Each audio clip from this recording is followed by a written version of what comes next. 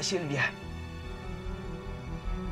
tayo na lang naman dalawang magkasama simula pa noon, di ba? At kahit alam ko na kung sino yung nanay ko, utang na loob ko pa rin sa inyo kung sino ako ngayon. Tita Sylvia, I love you.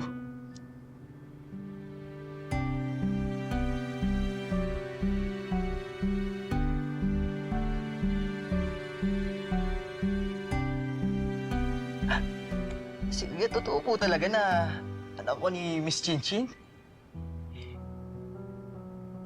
Puntahan natin siya bukas, ha? Teka, tawagan ko lang yung mga kaibigan ko. Hello, Rail, Mad. Ipalita kong malupit. Oo, tol. Tita, totoo ba? Ano na naman to? Sinaktan mo si Sean? Ano pinagsasabi mo? Nakita ni Josh na pinukpok mo si Sean. Tita, totoo ba yun? Naniniwala ako, hindi. Nagugulan na ako eh.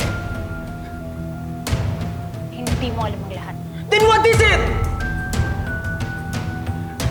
Tita, ginawa mo ba yun? Tell me! Nagugulan na ako! Oo! Akong gumawa na. Ginawa ko yun para sa'yo. Bakit? Para sa kinabukasan mo. Ano? Dahil pinoprotektahan ko kung ano ang dapat para sa'yo. Hindi ko naiintindihan. Bakit? Bakit mo ginawa yun? Dahil hindi mo nanay si Miss Chinchin.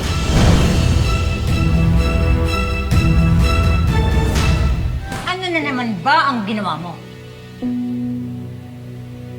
Ako? Ako pa talaga? Ako? Gusto mo marinig? Di ba ikaw? Na dahil sa'yo, ikaw yung nagsimula ng gulo.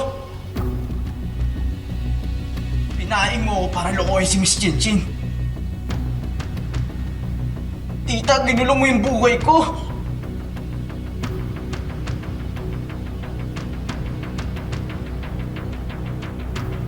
Ginamit mo ako. Wala kang kwentang nanay!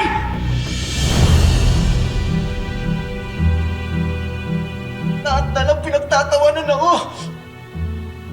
Wala na akong mukhang iharap. Mabuti pang mawala na lang ako dito. Tita, ayoko na. Sasaktan na ako eh. Wala na nagmamahal sa akin.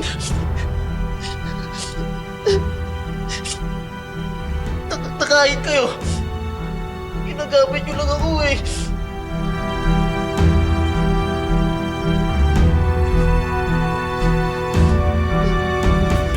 Huwag mo. Bayan, Ton. Wag! Wag! Ingay! Ha?